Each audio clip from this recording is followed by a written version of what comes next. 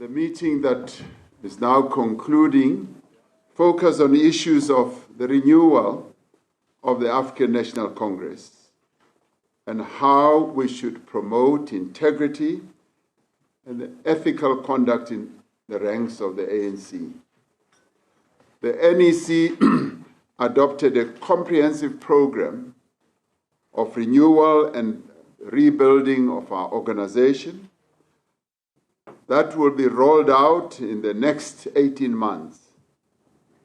At the center of the renewal and the rebuilding of our movement is returning our organization to its historical mission of serving the people of South Africa and our collective quest to build a better life for all South Africans.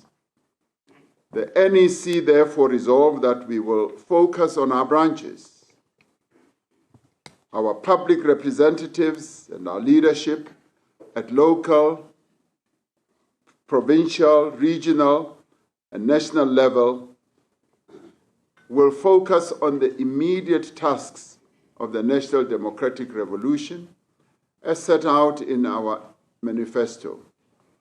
Accordingly, we must continue the transformation of our country to create work and opportunity and to end poverty and hunger and to ensure that all South Africans, men, women, and children are able to live in peace and safety.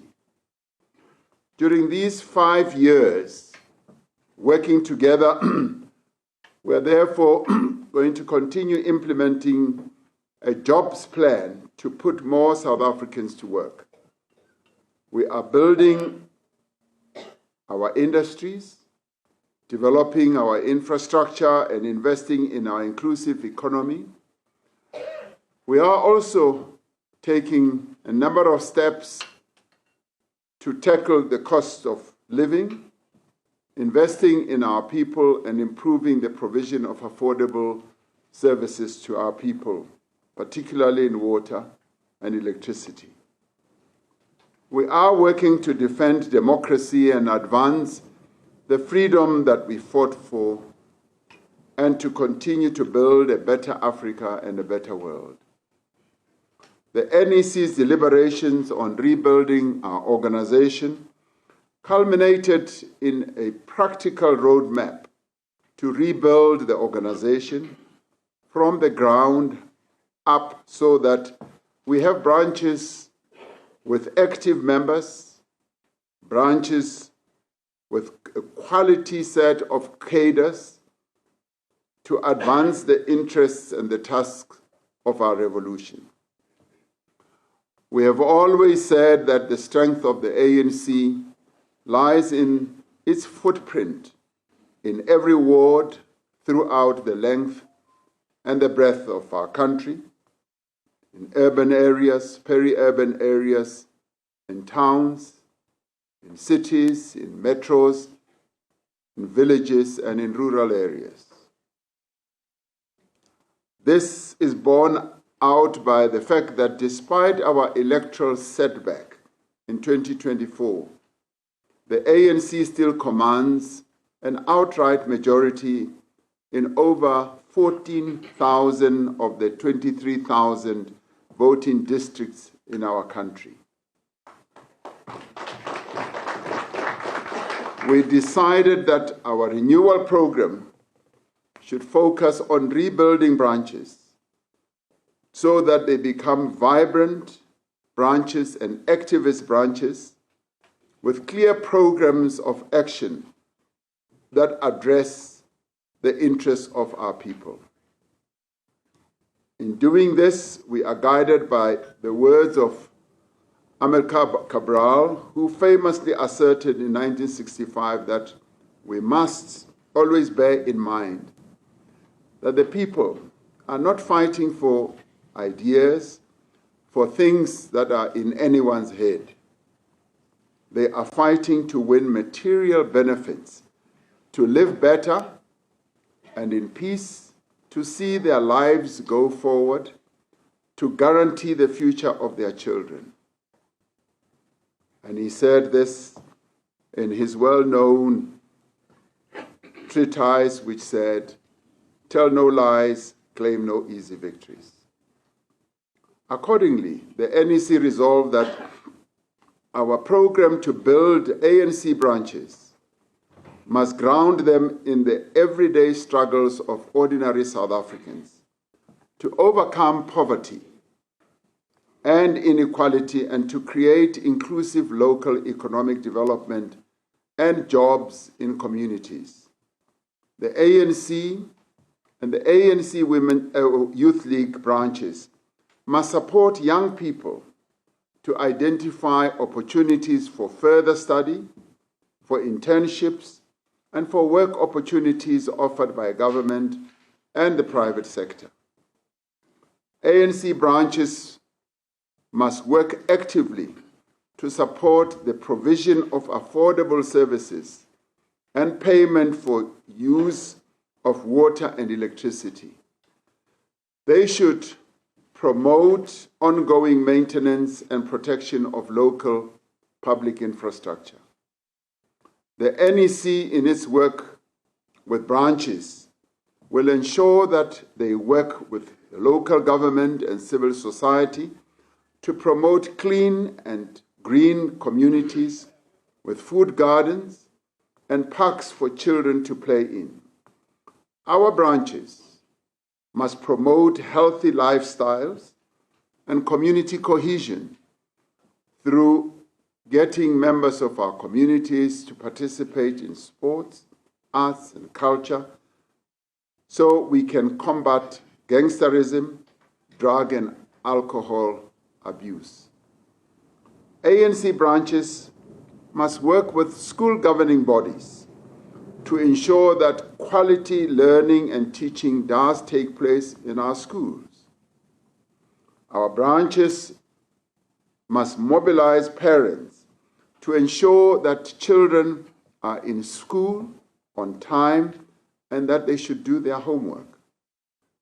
ANC branches must work with community health workers and other social practitioners to identify vulnerable families and elderly individuals who need support and assistance from public health services.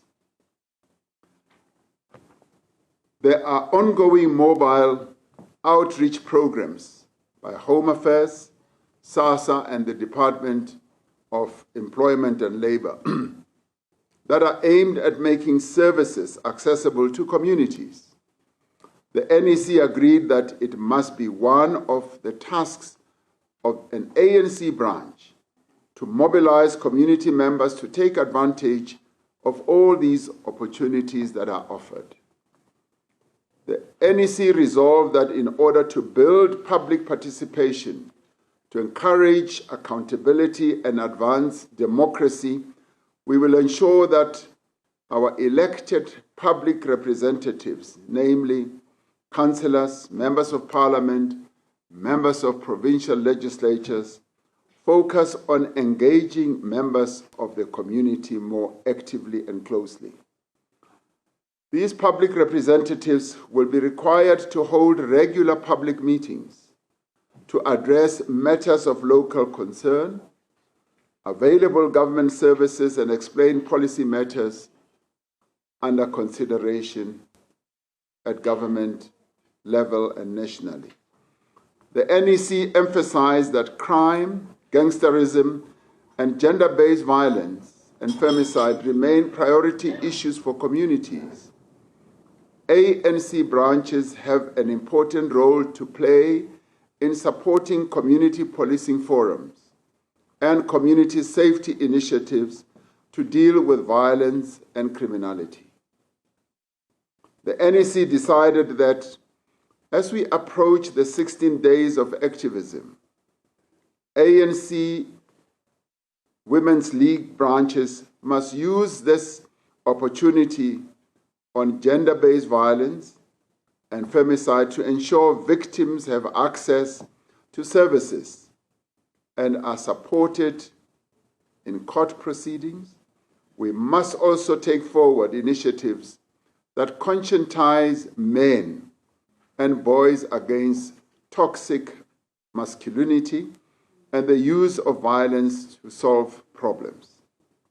The NEC is determined to build branches that are political, not transactional, or captured for individual career advancement or sectional interests.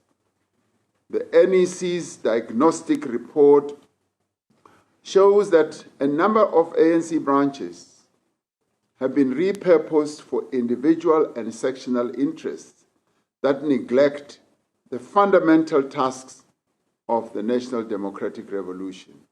And these branches quite often have no life, no standing, no programs in the community. The NEC reaffirmed that this is not how the ANC Constitution defines the role and function of an ANC branch.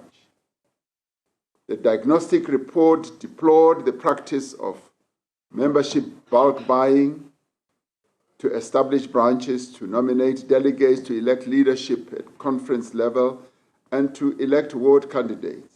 Accordingly, the NEC welcomed enhanced features of the membership management system, which will mitigate these practices. The NEC emphasized that to achieve effective branches, renewal must also focus on individual ANC leaders and members.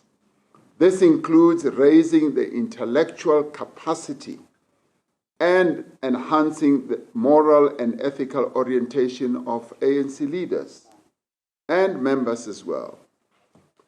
It is in this context that we will tomorrow launch the ANC Foundation course, the course that will be compulsory for every ANC member, every public representative and leader, starting with members of the National Executive Committee itself.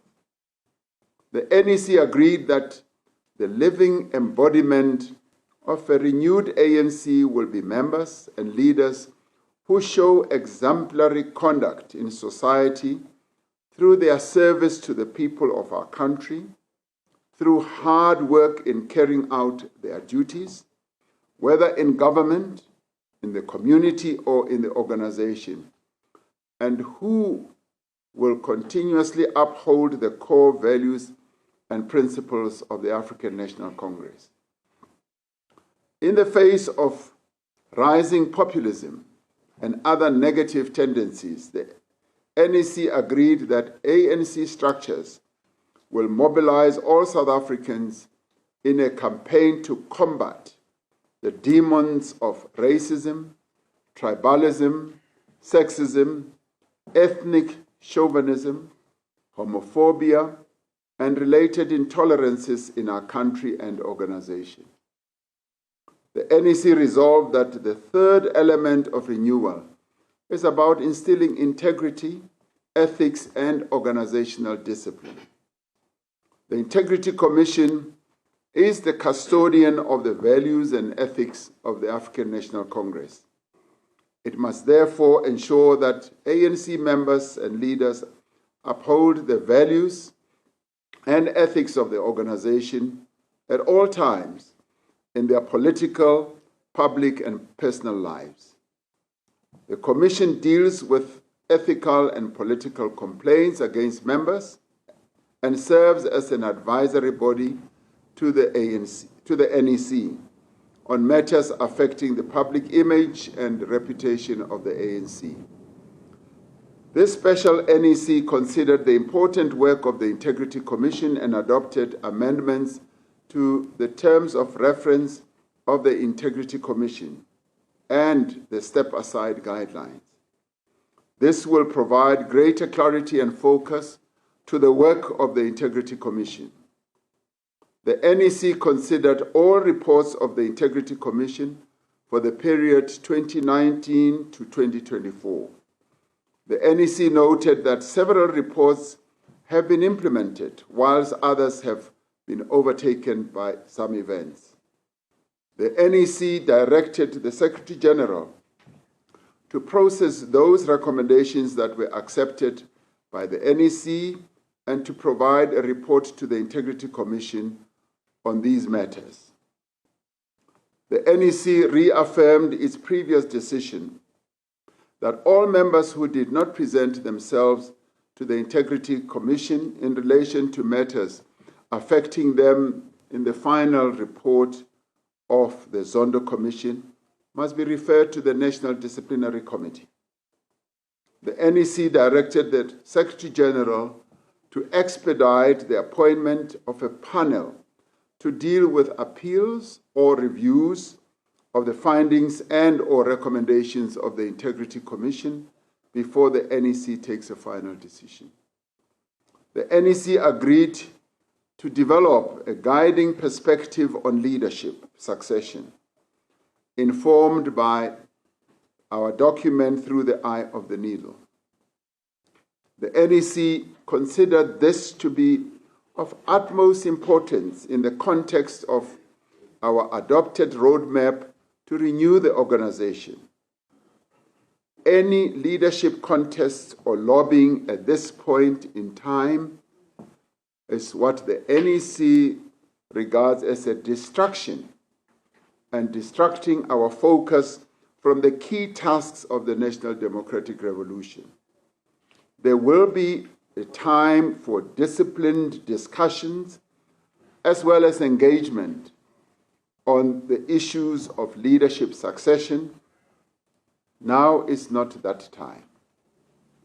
In fact, our next national conference is only in 2027, and we are currently in 2024. So there is still a great deal of time to deal with all these matters of leadership. Right now, the ANC must focus on rebuilding organization. It must focus on preparing also for the local government elections in 2026. We are all deeply concerned by recent reports of mass killings in communities and the deaths of several groups of children after consuming certain foodstuffs, particularly near or at their, outside their schools. We welcome the speedy action by the South African Police Service in identifying and arresting some of the alleged perpetrators of mass shootings. We look forward to further arrests and the successful prosecution of those who have committed these heinous crimes. We also welcome the joint actions of several departments under the leadership of the Minister of Health in investigating the cause of the hospitalization and tragic deaths of children due to suspected contaminated food. We particularly commend the recent arrests in this regard and look forward to shortly receiving the full report on the outcome of the work that is being done and recommendations in avoiding further such incidents. The NEC calls on government to move swiftly to adopt regulations for the legal operation of spaza shops, where a number of children would have bought some of these foodstuffs. We welcome the appointment of the electoral panel to explore options of how to further strengthen our electoral system. The ANC will make its submission to the panel and obviously share the proposals with our members and the public. The meetings of this National Executive Committee continue to be a really great and wonderful platform of deep and meaningful discussions that are conducted in a very comradely manner and comradely atmosphere, where those who rise to speak, and many of them, in fact, almost every member of the NEC, who has risen to speak on all the issues that were under discussion, made very rich contributions. And NEC members are clearly showing that they are taking their work and responsibility very seriously. It is for me a real joy to be in meetings of the National Executive Committee. And I want to commend you all, members of the NEC, for participating in the manner that we all do in NEC meetings. Of course, under the very able and effective chairship of the National Chairperson. Thank you very much.